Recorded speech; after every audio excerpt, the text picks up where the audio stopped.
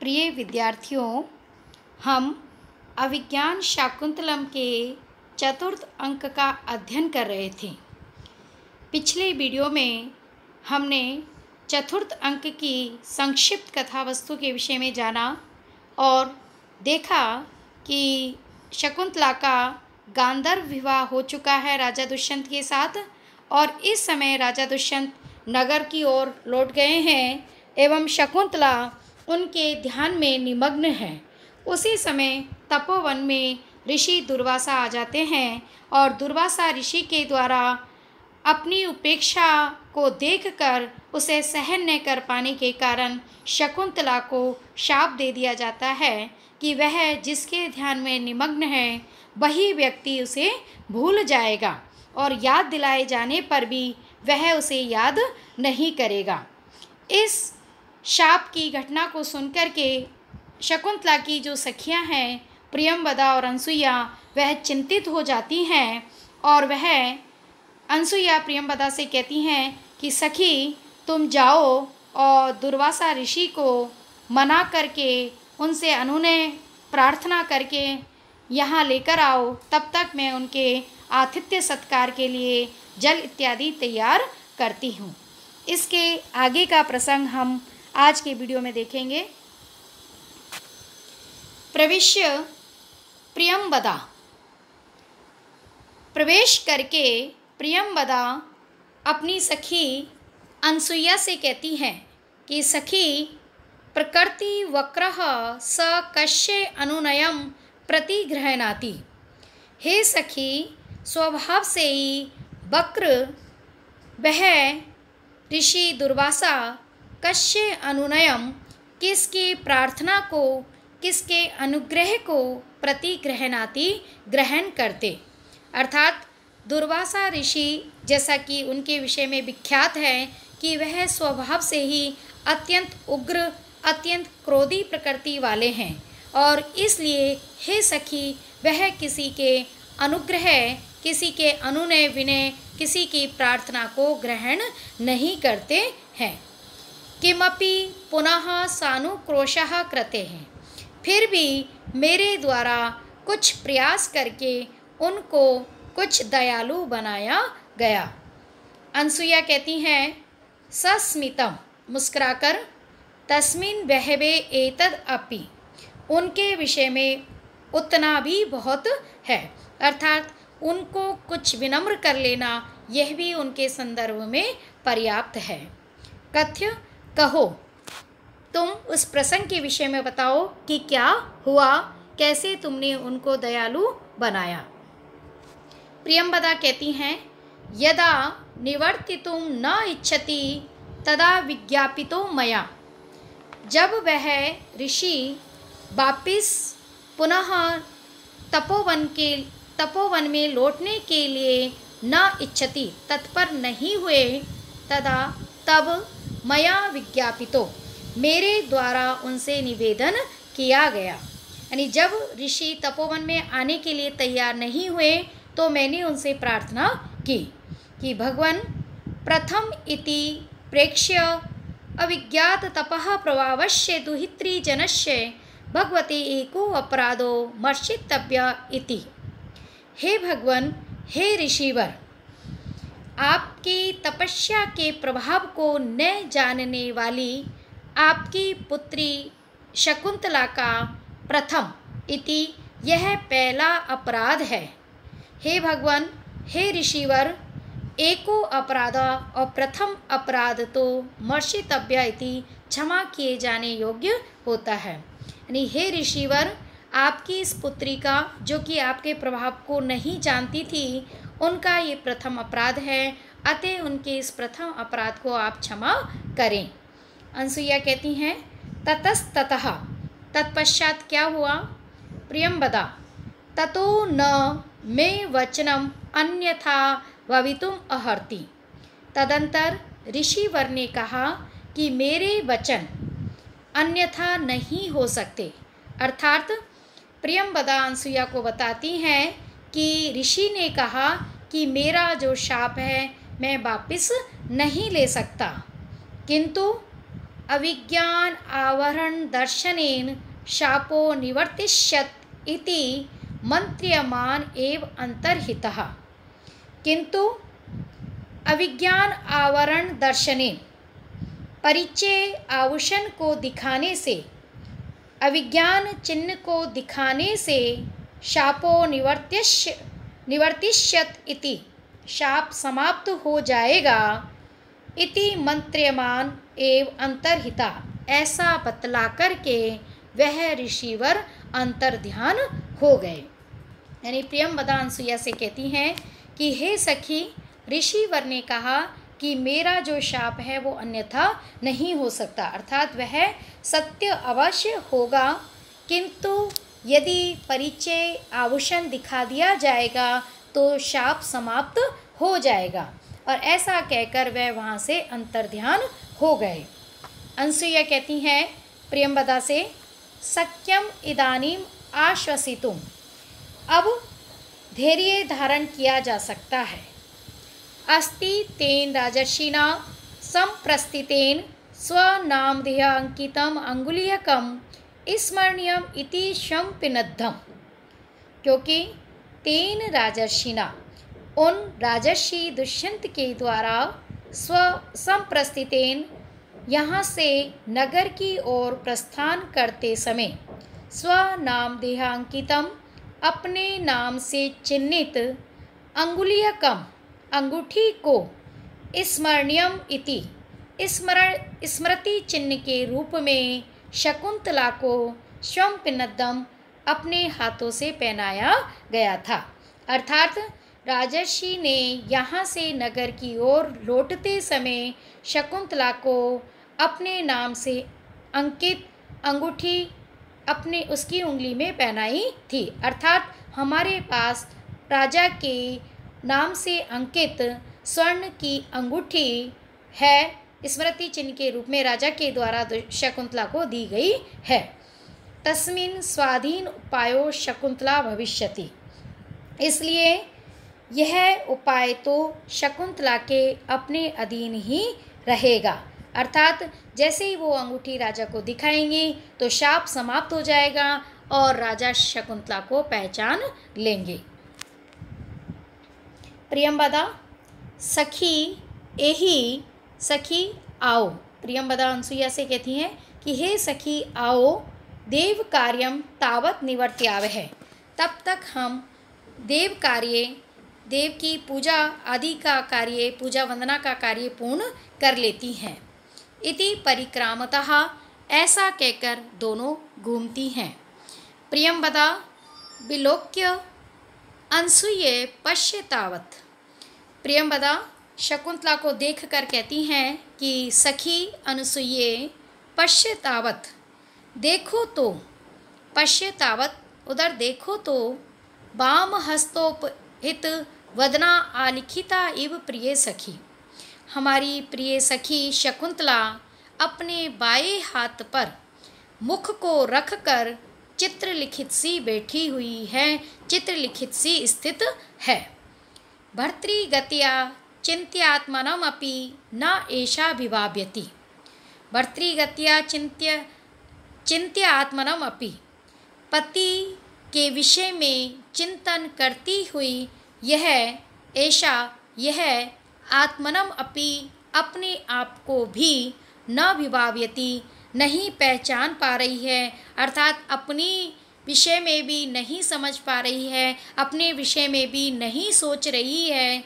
किम पुनरागंतुकम, फिर ये कैसे आगंतुक को जान पाती, कैसे आगंतुक अतिथि को देख पाती। अर्थात प्रियंवदा अनसुईया से कहती हैं कि हे सखी, हमारी प्रिय सखी शकुंतला की स्थिति तो देखो, किस प्रकार यह अपने बाएं हाथ पर अपने मुख को रखकर चित्रलिखित सी बैठी हुई है। यह अपने पति के ध्यान में इतनी निमग्न है कि यह अपने विषय में भी जब नहीं सोच पा रही है तो यह तपोवन में उपस्थित अतिथि को कैसे देख पाती। अनसुईया कहती हैं प्रियंवदे द्वयोर एव नौ मुख एष वृतांत तिष्ठतु, हे प्रियंवदे, द्वयोर एव नौ, यानी नौ हम दोनों के, नौ द्वैरेव हम दोनों के ही मुख में एष वृतांत, यह वृतांत तिष्ठतु स्थित रहे। अर्थात दुर्वासा ऋषि जो यहाँ पर आए, आकर के उन्होंने शकुंतला को जो शाप दिया और शाप का जो निदान बताया, ये सारा प्रसंग, ये सारी घटना हम दोनों के मुख में ही स्थित रहे। अर्थात हम दोनों इस प्रसंग के विषय में अपनी सखी को कदापि नहीं बताएंगे। हम दोनों के मुख में ही यह बात रहनी चाहिए, ये घटना हम दोनों तक ही सीमित रहनी चाहिए। रक्षितव्या खलु प्रकृति पेलवा प्रिय सखी, क्योंकि स्वभाव से ही प्रकृति पेलवा, स्वभाव से ही सुकोमल हमारी प्रिय सखी रक्षितव्या, रक्षा किए जाने योग्य है। अर्थात यदि हमारी सखी को इस प्रसंग का, इस संवाद का पता चल गया, इस शाप के विषय में पता चल गया, तो वह शोकातुर हो जाएंगी और क्या पता शोक वेदना के कारण उनके प्राण भी संकट में आ जाएं। तो इसलिए इस प्रसंग के विषय में हमें हम दोनों के अतिरिक्त अन्य किसी को नहीं बताया जाना चाहिए। प्रियंवदा कहती हैं, को नाम उष्ण उदकेन नव मालिकाम सिंचती। कौन ऐसा व्यक्ति होगा जो कि उष्ण उदकेन, गर्म जल से नव मालिकाम, नव मालिका को सिंचती, सींचेगा। यहाँ पर नव मालिका की तुलना शकुंतला से की गई है कि शकुंतला कैसी है, नव मालिका के समान सुकोमल है। और शाप की जो घटना है, शाप का जो वृतांत है, वो उष्ण जल के समान है। अर्थात जिस प्रकार नव मालिका को यदि उष्ण जल से सींच दिया जाए तो वह मुरझा जाएगी, वैसे ही इस शाप के वृतांत को यदि प्रिय सखी शकुंतला को बता दिया गया तो वह, उसके प्राण संकट में आ जाएंगे, वह अपने प्राणों तक को त्याग देगी, वह शोक संतप्त हो जाएगी। तो ऐसा कौन अविवेकी व्यक्ति होगा जो कि उष्ण जल से नव मालिका को सींचेगा। अर्थात कौन अविवेकी होगा कि जो इस कठोर घटना के विषय में प्रिय सखी को बतलाएगा। इति उभे निष्क्रांते, ऐसा कहकर वह दोनों रंगमंच से चली जाती है। इसके साथ विषकंबक समाप्त हो जाता है और आगे अंक में अगली घटना प्रारंभ होती है।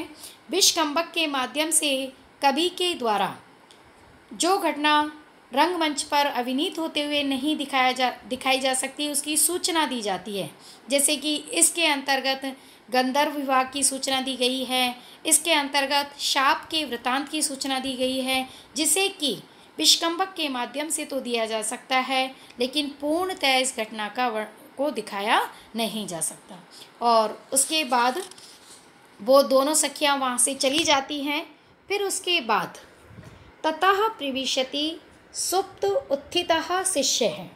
उसके बाद रंगमंच पर सोकर के उठे हुए शिष्य का प्रवेश होता है। यानी अब रंगमंच पर एक महर्षि कण्व के शिष्य हैं जो सोकर के उठकर आए हैं, उनका प्रवेश होता है। और वह शिष्य कहते हैं, बेलोपलक्षणार्थम आदिष्टो अस्मि तत्र भवता प्रवासात उपाव्रतेन काश्यपेन। अर्थात प्रवासात, अर्थात प्रवास से, यानी सोम तीर्थ से, उपाव्रतेन लौट कर आए हुए, काश्यपेन गुरु कण्व के द्वारा, तत्र भवता पूजनीय काश्यपेन महर्षि कण्व के द्वारा, बेलोपलक्षणार्थम समय का परिज्ञान करने के लिए आदिष्टो अस्मि मुझे आज्ञा दी गई है। अर्थात महर्षि कण्व के द्वारा मुझे आज्ञा दी गई है कि जरा देख कर आओ कि समय कितना प्रातः हुई अथवा नहीं हुई, तो समय का परिज्ञान करने की आज्ञा मुझे दी गई है। प्रकाशम निर्गतः तावत् अवलोक्यामि। इसलिए प्रकाश में निर्गते निकलकर अवलोक्यामि मैं देखता हूँ कि कियत अवशिष्टम रजन्या अर्थात रात्रि कितनी शेष रही है। अर्थात महर्षि कण्व की आज्ञा का पालन करने के लिए मैं बाहर निकलकर देखता हूँ कि अब रात कितनी बची है, कितनी शेष रही है। परिक्रम्य अवलोक्य च घूमकर और देखकर कहते हैं हंत हा प्रभातम, ये तो प्रातः हो गई है, अर्थात रात्रि समाप्त हो गई है और दिन हो गया है। तथा ही क्योंकि याति एक तो अस्त शिखरम पतिर औषधीनाम आविष्कृतो अरुण पुरः सर एक तो अर्कः तेजो द्वयस्य युगपद व्यसनो उदयाभ्याम लोको नियम्यत इव आत्मदशांतरेषु। इस पद्य के अंतर्गत पूजनीय महर्षि कण्व के शिष्य के द्वारा रात्रि समाप्त हो गई है और दिन उद्भूत हो रहा है, दिन उदित हो रहा है, सूर्य उदित हो रहा है। तो चंद्रमा के अस्त होने का और सूर्य के उदित होने का बड़ा ही स्वाभाविक वर्णन किया जा रहा है। तो वह शिष्य कहता है याति एक तो अस्त शिखरम पतिर औषधि नाम, एकतः एक और औषधि नाम पति औषधियों के स्वामी अर्थात चंद्रमा अस्त शिखरम याति अस्ताचल की ओर जा रहे हैं। अर्थात एक और चंद्रमा अस्त हो रहे हैं। आविष्कृतो अरुण पुरः सर एक तो अर्क है और एकतः एक और अर्थात दूसरी ओर पूर्व दिशा में अरुण पुरः सरः अरुण नामक सारथी है आगे जिसके ऐसे अर्कः सूर्य आविष्कृतो उदित हो रहे हैं। अर्थात एक दिशा में अर्थात पश्चिम दिशा में औषधियों के स्वामी चंद्रमा अस्ताचल की ओर जा रहे हैं और दूसरी ओर पूर्व दिशा की ओर सूर्य अपने सारथी अरुण को आगे किए हुए उदित हो रहे हैं। अर्थात पूर्व दिशा में सूर्य उदित हो रहे हैं, पश्चिम दिशा में चंद्रमा अस्त हो रहे हैं। तेजो द्वयस्य युगपद व्यसन उदयाभ्याम लोको नियम्यत इव आत्मदशांतरेषु। तेजो द्वयस्य इन दो तेजों के, सूर्य और चंद्रमा इन दो तेजों के युगपद एक साथ व्यसन उदयाभ्याम अस्त और उदय के द्वारा लोकः संपूर्ण संसार आत्मदशांतरेषु अपनी अपनी पृथक पृथक दशाओं में नियम्यत इव मानो नियंत्रित किया जा रहा है। अर्थात शिष्य के कहने का भाव यह है कि एक ओर पश्चिम दिशा की ओर चंद्रमा अस्त हो रहे हैं, दूसरी ओर पूर्व दिशा की ओर सूर्य उदित हो रहे हैं। इस प्रकार इन दो तेजस्वी ग्रहों के माध्यम से अपनी अवस्था अस्त और उदय के माध्यम से मानो संसार को ये उपदेश दिया जा रहा है, मानो संसार को इस रूप में नियंत्रित किया जा रहा है कि प्रत्येक व्यक्ति की भिन्न भिन्न अवस्थाएं होती है। आज यदि सुख है तो कल दुख है तो फिर अगले दिन सुख की प्राप्ति होगी। अर्थात मनुष्य की कभी भी एक स्थिति नहीं होती है, एक दशा नहीं होती है, उसकी दशा समयानुसार परिवर्तित होती रहती है। कभी सुख, कभी दुख, कभी गम, कभी खुशी, इस प्रकार व्यक्ति विभिन्न स्थिति को प्राप्त करता है। तो सूर्य और चंद्रमा के माध्यम से मनुष्य की विविध स्थितियों का वर्णन किया गया है कि जिस प्रकार चंद्रमा अस्त हो रहे हैं, सूर्य उदित हो रहे हैं, प्रत्येक व्यक्ति, प्रत्येक वस्तु उसी प्रकार कभी भी एक रूप में स्थित नहीं रहती है। सुख दुख, उन्नति अवनति, संयोग वियोग, यह क्रम है जो सर्वथा निरंतर गतिशील रहता है। अपीचे और भी अंतर्हिते शशिनी स एव कुमुदवती में दृष्टिम न नंद्यति संस्मरणीय शोभा इष्ट प्रवास जनितानि अवलाजनस्य दुखानि नूनम अति मात्र सुदुस्सहानि। शिष्य के द्वारा उसी प्रकृति का सुंदर वर्णन किया गया है कि जिस प्रकार चंद्रमा जब अस्त होता है तो कुमुदनी जो कि चंद्रोदय के समय अतिशय सौंदर्य से युक्त होती है, वही चंद्रमा के अस्त होने पर किस प्रकार शोभा विहीन हो जाती है, उसी का ही सुंदर वर्णन इस पद्य के माध्यम से शिष्य के द्वारा किया जा रहा है।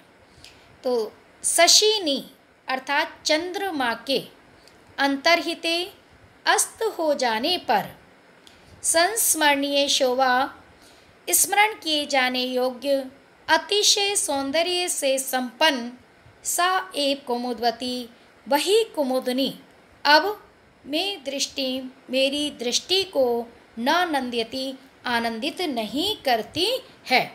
अर्थात जो कुमुदनी चंद्रमा के उदय काल में अविस्मरणीय शोभा से युक्त थी, अतिशय सौंदर्य से संपन्न थी, वही अब चंद्रमा के अस्त हो जाने पर शोभा विहीन हो जाती है और मेरे नेत्रों को आनंद प्रदान नहीं करती है।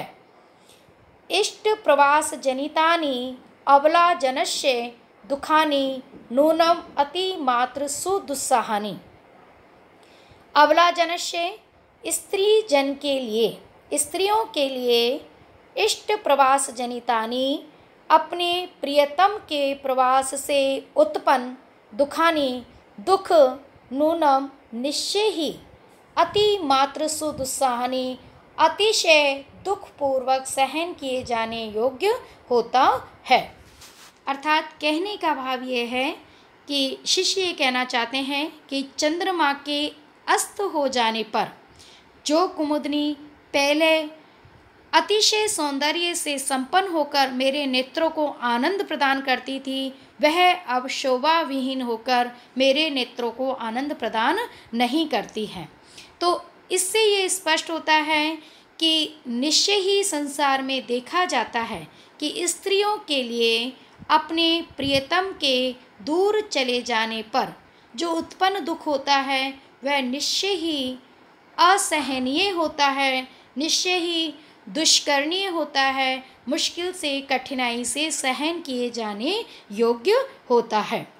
यहाँ पर यदि भाव देखा जाए तो कुमुदनी के माध्यम से शकुंतला की दशा का वर्णन किया गया है कि जिस प्रकार चंद्रमा के अस्त होने पर कुमुदनी शोभा विहीन हो गई है, उसी प्रकार राजा दुष्यंत के यहाँ से चले जाने पर वह शकुंतला जो अतिशय सौंदर्य से संपन्न होकर सबके हृदय को आकर्षित करती थी, वह अब शोभा विहीन हो गई है और जिस किसी प्रकार से वह अपने वियोग के उन दुख से परिपूर्ण क्षणों को व्यतीत कर रही है। तो इस पद्य के माध्यम से कुमुदनी के माध्यम से शकुंतला की असहनीय वियोगावस्था का चित्रण किया गया है।